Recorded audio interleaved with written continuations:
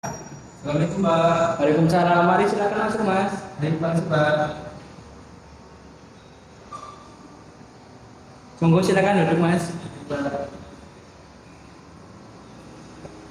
Iya Pak. Nggih, monggo.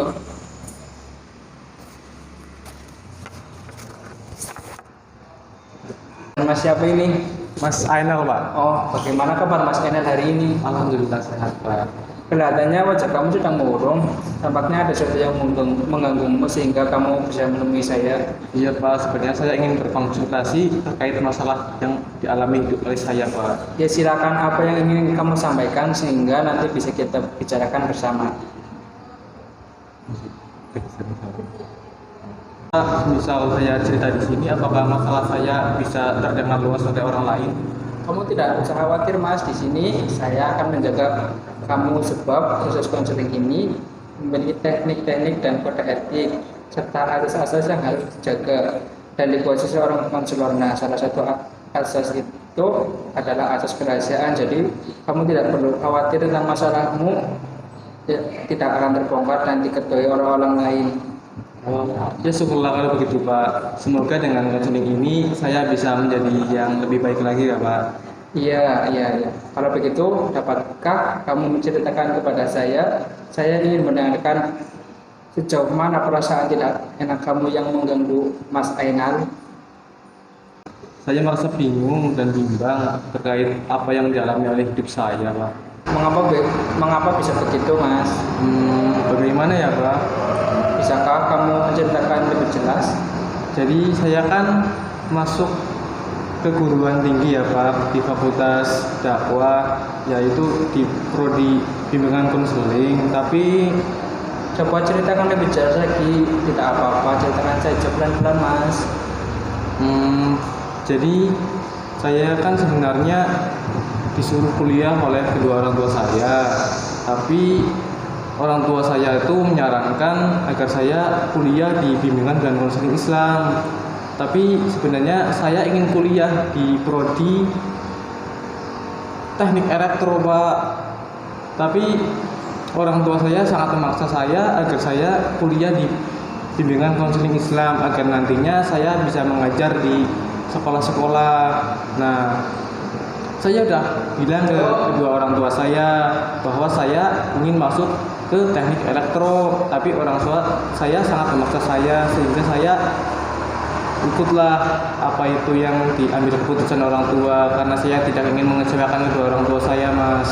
Tapi apakah saya bisa berinteraksi atau belajar dengan baik? Kan karena itu tidak sepemikiran dengan saya Mas.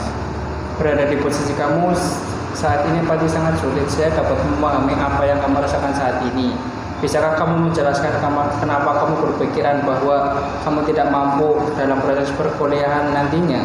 Ya Pak, jadi karena jurusan yang saya ambil tidak sesuai dengan keinginan saya takut jika nanti soal-soal atau tugas-tugas atau pelajaran-pelajaran yang diberikan dosen kepada saya itu saya kurang memahami, apalagi saya kurang pede karena itu bukan termasuk di bidang saya lah Pak.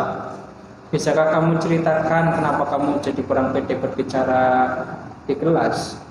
Sebenarnya saya takut Pak, mungkin di sisi lain itu karena kurangnya pengetahuan saya mengenai PKI atau bimbingan muslim Islam ya Pak. Terus di sisi lain perasaan tertekan saya itu masih terus-menerus mengganggu pikiran saya Pak. Sepertinya kamu bisa saja sangat menyukai jurusan bimbingan konseling ini jika kamu benar-benar menekuninya, tetapi di sisi lain kamu juga merasa kecewa. Iya Pak, seperti itu. Sebenarnya saya juga ada bersikap apa ya Pak, seperti malas belajar agar supaya orang tua saya tahu saya tidak cocok di bidang itu.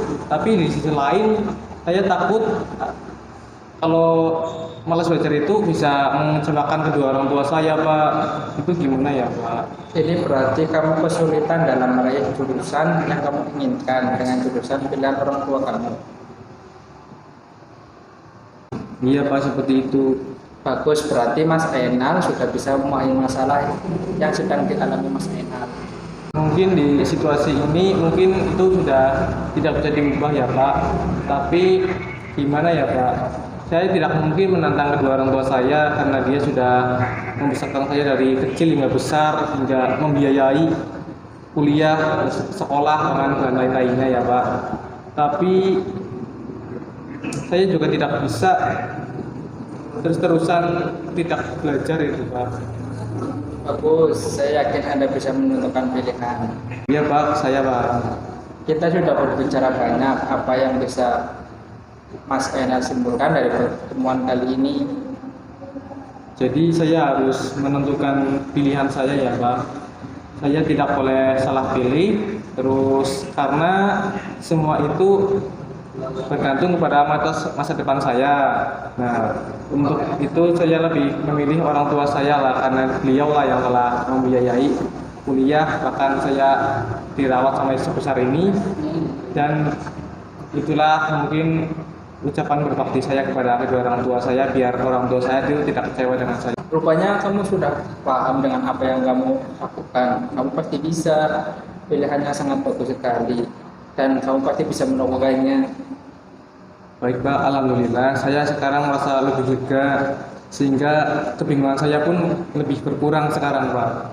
Jangan sungkan jika kamu ada yang ingin bicarakan bersama saya, datang saja menemui saya lagi ya. Baik Pak, terima kasih atas bantuan konselingnya. Semoga ini bisa menjadi lebih baik buat saya lagi ya Pak. Amin. Kalau begitu saya pamit dulu ya Pak. Iya, Mas.